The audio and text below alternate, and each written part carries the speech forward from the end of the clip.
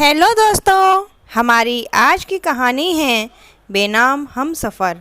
अगर आपको हमारी कहानी पसंद आती है तो प्लीज़ हमारे चैनल को लाइक करें, शेयर करें, सब्सक्राइब करें। दोपहर 12 बजे से शाम के 5 बज गए थे, मगर रघु और राधिका चुपचाप बस एक दूसरे को निहारे जा रहे थे। अब तो दिसंबर की ठंड भी जोर पकड़ रही थी। सूरज की मध्यम रोशनी अब धीरे धीरे अंधेरे में बदलने लगी थी। ना तो रघु और ना ही राधिका समझ पा रहे थे कि आखिर उनका रिश्ता क्या है। दोनों ही नहीं जानते थे कि वो दोनों एक दूसरे को प्रेम करते भी हैं या मात्र आकर्षण है। जान पहचान ही कितनी थी दोनों की, मात्र 2 हफ्ते पुरानी, और शायद यह उनकी अकेले में पहली और आखिरी मुलाकात थी। आज से 2 हफ्ते पहले आज के दिन ही दोनों को उनके परिवार वालों ने पहली बार मिलवाया था। राधिका के परिवार को रघु बहुत पसंद आया था और रघु के परिवार को भी बस राधिका जैसी ही बहू चाहिए थी। सब कुछ कितने अच्छे से निबट गया था उस दिन। पिछले 2 हफ्तों से रघु और राधिका में फ़ोन पर बहुत बातें होती थी। दोनों एक दूसरे की आदत और व्यवहार समझने लगे थे। राधिका और रघु को एक दूसरे की आदत हो गई थी, पर आज दोनों चुप थे, निःशब्द थे। बहुत कुछ चल रहा था दिल में, मगर जुबान पर नहीं आ पा रहा था। दोनों बस बेबस और लाचार थे अपने घर वालों के फैसले के आगे। राधिका और रघु के घर वाले अब यह रिश्ता तोड़ना चाहते थे। ना, बात दान दहेज की नहीं, बात थी दोनों के पिताओं के झूठे आत्मसम्मान की। रघु के पिताजी और राधिका के पिताजी दोनों ही कुशल व्यापारी, और व्यापारिक कुशलता के कारण ही दोनों परिवार में रिश्ता हुआ था। समझ गए ना आप लोग? इस प्रकार की कार्यविधि को हम सरल शब्दों में बिजनेस डील के रूप में जानते हैं, परंतु रघु के पिताजी मिस्टर जगमोहन कंकार को यह डील कुछ ज़्यादा फायदे की नहीं लग रही थी। तो दूसरी तरफ राधिका के पिताजी ब्रिजेश स्वामी को भी राधिका के लिए जगमोहन कंकार से ज़्यादा अच्छा रिश्ता आया था। ब्रिजेश स्वामी किसी भी तरह राधिका की शादी अपने नए बिजनेसमैन दोस्त कैलाश के बेटे मयूर से करवाना चाहता था।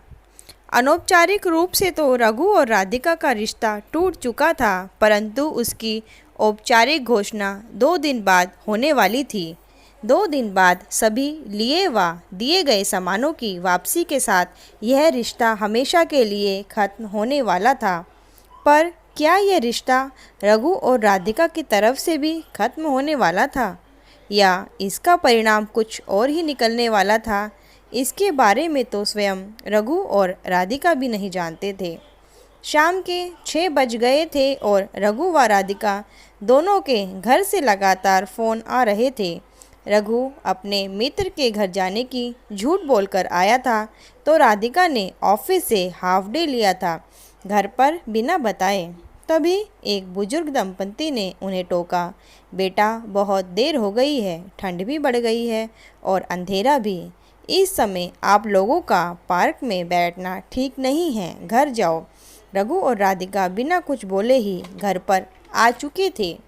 राधिका जानती थी कि यह उनकी आखिरी मुलाकात थी और अब शायद कभी फ़ोन पर भी बात नहीं हो पाएगी, मगर वह रघु के उस मायूस और मासूम चेहरे को अपने दिमाग से नहीं निकाल पा रही थी। राधिका ने कई बार फ़ोन उठाया रघु को कॉल करने के लिए, मगर हिम्मत ही नहीं बन पा रही थी रघु का नंबर डायल करने की। रात के 1 बज चुके थे और नींद राधिका की आंखों से कोसों दूर थी। तभी अचानक राधिका का फ़ोन बजा। बिना किसी देर के राधिका ने फ़ोन एक ही बेल में उठा लिया। हेलो राधिका, मैं रघु बोल रहा हूँ।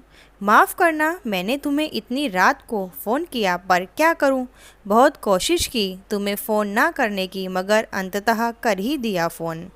राधिका, कोई बात नहीं रघु, मुझे भी नींद नहीं आ रही थी और मैंने भी तुम्हें फ़ोन मिलाने के लिए सोचा पर फ़ोन करने की हिम्मत ना हुई। रघु, राधिका क्या हम कल फिर से मिल सकते हैं? आज तो हमारी कोई बात ना हो पाई। राधिका, हाँ रघु, मैं भी यही चाहती हूँ कि हम एक बार फिर मिलें। आज तो हमारी कोई बात ही ना हो पाई। ठीक है रघु, फिर कल मिलते हैं सुबह 12 बजे उसी जगह पर। अब तुम भी सो जाओ, बहुत देर हो चुकी है। इस बार रघु और राधिका पहले से ही निर्णय करके आए थे कि आज तो हमें अपने मन की बात करनी ही है। रघु कॉफ़ी पीते हुए, राधिका, मैं नहीं जानता कि मैं तुमसे प्रेम करता हूँ या नहीं, पर मुझे तुम्हारा साथ और तुमसे बातें करना बहुत अच्छा लगता है। तुम्हारा साथ मुझे बहुत सुकून देता है। मैं अपने पिताजी का विरोध नहीं कर सकता, मगर ना जाने क्यों मुझे तुम्हें खोने का बहुत डर लग रहा है। राधिका, मुझे तुम अच्छी लगती हो। बस राधिका, मुझे इतना ही बोलना था। राधिका, तुम्हारे मन में क्या चल रहा है, प्लीज़ मुझे बताओ। राधिका लगभग रोते हुए बोली, रघु, मेरी स्थिति भी तुम्हारे जैसी ही है। मुझे भी तुमसे बातें करना और तुम्हारा साथ बहुत अच्छा लगता है, मगर तुम्हारी तरह मैं भी अपने पिताजी के फैसले का विरोध नहीं कर सकती। रघु, कल हमारे सारे लिए दिए गए सामान की वापसी के साथ हमारा रिश्ता भी खत्म हो जाएगा। मैंने अपने सोचने समझने की शक्ति खो दी है रघु। अब राधिका बोलते बोलते रोने लगी थी। रघु ने राधिका को बड़ी मुश्किल से चुप करवाया। रघु, देखो राधिका, हमें अपने आप को संभालना तो होगा ही। क्या हुआ अगर हमारा रिश्ता शादी के बंधन में नहीं बंध पाया, मगर तुम्हारे साथ बिताए यह समय मेरे जीवन में एक अच्छी याद बनकर रहेगा। मैं उम्मीद करता हूँ कि तुम्हारा जीवन साथी मुझसे भी ज़्यादा सफल व्यक्ति हो और तुम्हारा हमेशा ख्याल रखे। राधिका, अब तुम घर जाओ और अपने पिताजी के फैसले को खुशी खुशी स्वीकार करो। अब तो जो बची खुची उम्मीद थी वो भी लिए दिए गए सामान की वापसी के साथ खत्म हो चुकी थी। राधिका के पिताजी ब्रजेश स्वामी ने राधिका की शादी अपने नए बिजनेसमैन दोस्त के बेटे मयूर से तय कर दी। अब रघु और राधिका फिर कभी नहीं मिले, मगर दोनों एक दूसरे को फ़ोन पर बातें करने से ना रोक पाए। रघु जानता था कि यदि वो और राधिका इसी प्रकार फ़ोन पर बातें करते रहे तो इसका असर राधिका के वैवाहिक जीवन पर पड़ेगा। एक दिन रघु ने राधिका को फ़ोन पर बताया कि उसके पिताजी ने अपनी फैक्ट्री की एक ब्रांच दूसरे शहर में खोली है और वह हमेशा के लिए उसी ब्रांच को संभालने उस शहर जा रहा है। अब वो राधिका को कभी फ़ोन नहीं करेगा। राधिका ने बहुत बार रघु को फ़ोन किया, मगर रघु ने उस नंबर को हमेशा के लिए बंद कर दिया था। दिन, हफ्ते, महीने, साल सब गुजर गए, मगर उस दिन के बाद ना कभी राधिका और ना ही कभी रघु को एक दूसरे के बारे में जानकारी मिली। अब रघु की एक बहुत बड़ी कंपनी थी, एक छोटा सा सुखी परिवार था, सुंदर सी पत्नी ममता और प्यारा सा 10 साल का बेटा सार्थक ही रघु की ज़िंदगी थे। इतने बरसों बाद जब रघु ने राधिका का नाम सुना तो वो बेचैन सा हो गया। मैनेजर ने बताया कि एक राधिका नाम की महिला ने आज ही अकाउंटेंट की पोस्ट पर ज्वाइन किया है, तो अप्रूवल के लिए आपके सिग्नेचर चाहिए। रघु जानता था कि वो राधिका नहीं हो सकती, क्योंकि एक संपन्न घर की बेटी और इतने बड़े घर की बहू भला किसी और के यहाँ नौकरी क्यों करेगी। रघु, ठीक है, आप हमारी अकाउंटेंट को मेरी कैबिन में भेज दीजिए, मैं अप्रूवल दे दूँगा। मे आई कम इन सर? यस, रघु ने अपने लैपटॉप को खोलते हुए बोला। एक अधेड़ उम्र की महिला हाथ में अपने डॉक्यूमेंट्स की फाइल लिए, साधारण सी साड़ी और समय से पहले आई चेहरे की झुर्रियाँ जिसे कोई भी एक नज़र में देख सकता था, आकर रघु के सामने खड़ी हो गई। सर, वो मैनेजर सर ने भेजा है, आपके पास अप्रूवल पर सिग्नेचर करने हैं। रघु ने लैपटॉप को बंद करते हुए बड़ी ही लापरवाही से कहा, दीजिए अपने डॉक्यूमेंट्स दिखाइए। और जैसे ही रघु की नज़र महिला पर पड़ी वो स्तब्ध हो गया। यह वही राधिका थी जो उसे जीवन में सुनहरे मोड़ पर मिली थी। राधिका भी रघु को पहचान चुकी थी, पर दोनों निःशब्द थे। परिस्थिति ऐसी नहीं थी कि अभी रघु राधिका से कुछ पूछ पाता। उनके आसपास और भी लोग थे। रघु ने राधिका को अप्रूवल दे दिया। अब राधिका रघु की ही कंपनी में काम करने लगी। रघु राधिका को कई बार बहाने से अपने कैबिन में बुलाता। रघु जानना चाहता था कि आखिर पिछले 15 सालों में ऐसा क्या हुआ जो राधिका की हालत ऐसी हो गई। पर राधिका ने रघु को कभी कुछ न बताया। रघु का राधिका के प्रति इस झुकाव को कंपनी के अन्य वर्कर भी महसूस कर सकते थे। अब तो रघु और राधिका की पीठ पीछे तरह तरह की बातें होने लगी थी। राधिका जानती थी कि रघु निस्वार्थ भाव से राधिका की मदद करना चाहता है, मगर वो नहीं चाहती थी कि उसके कारण रघु के मान सम्मान या साख में कोई कमी आए। अपनी 3 महीने की नौकरी के बाद राधिका ने फैसला कर लिया कि वो अब रघु की कंपनी छोड़ हमेशा हमेशा के लिए यहाँ से चली जाएगी। अगले दिन राधिका ऑफिस नहीं आई थी और रघु की बेचैनी बढ़ती जा रही, क्योंकि आज वो तय करके आया था कि आज राधिका से उसके अतीत के बारे में जानकर ही रहूँगा। रघु ने राधिका को कई बार फ़ोन मिलाया, पर राधिका का फ़ोन बंद आ रहा था। तभी चपरासी ने 2 लेटर रघु को देते हुए बताया कि इन पत्रों को राधिका मैम ने आपको देने को बोला था। रघु ने पहला पत्र खोला तो उसमें राधिका का इस्तीफ़ा था और दूसरा पत्र राधिका ने अपने हाथों से लिखा था रघु के लिए। डियर रघु, मैं जानती हूँ कि तुम्हें मेरी बहुत परवाह है, इसीलिए तुम मेरे अतीत के बारे में जानना चाहते हो, पर मेरे अतीत में बताने लायक भी तो कुछ नहीं है। तुम तो जानते ही हो कि मेरी शादी तो बस एक बिज़नेस डील थी, और जब मेरे ससुराल वालों को इस डील में कोई फ़ायदा नज़र नहीं आया तो उन्होंने शादी के 2 साल बाद ही मुझे घर से निकाल दिया। पिताजी को उनके बिजनेस में घाटा हो गया, जिसके कारण वो बीमार रहते थे और एक दिन हार्ट अटैक से उनकी मृत्यु हो गई। माँ तो पहले ही छोड़कर जा चुकी थी।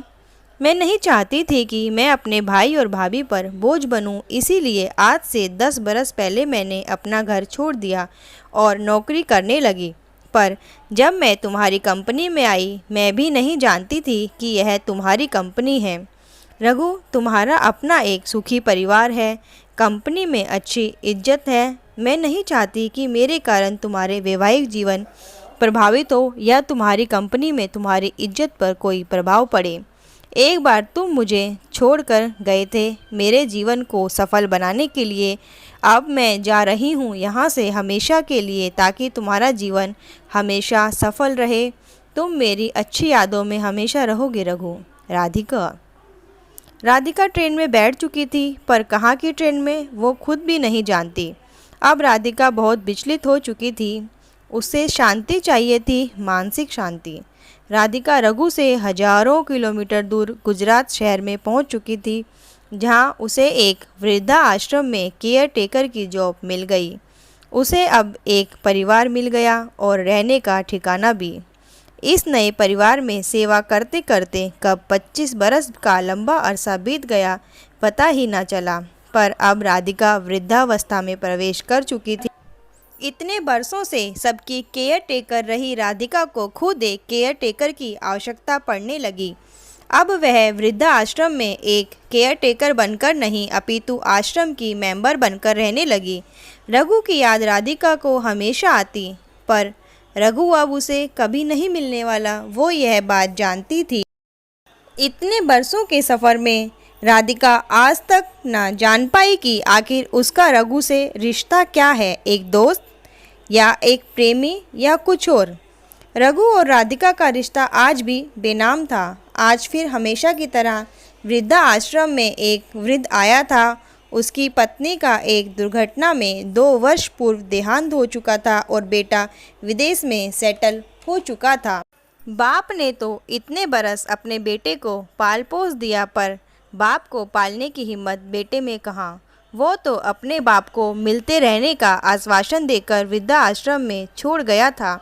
2 दिनों से बेचारे वृद्ध ने खाना नहीं खाया था। वो तो बस चुपचाप और गुमसुम एक कोने में बैठा रहता था। आज उसे खाना खिलाने की जिम्मेदारी राधिका को सौंपी गई। सब जानते थे कि राधिका अपने इतने वर्षों के कार्यों के अनुभव से बेचारे वृद्ध को खाना खिला ही देगी। झुकी कमर, सफ़ेद बाल, लड़खड़ाती चाल से राधिका जैसे ही वृद्ध के पास पहुंची, उसके कांपते हाथ अब और ज़्यादा कांपने लगे थे। हाथ से खाने की थाली छूट गई और आंखों से आंसू की धारा बहने लगी।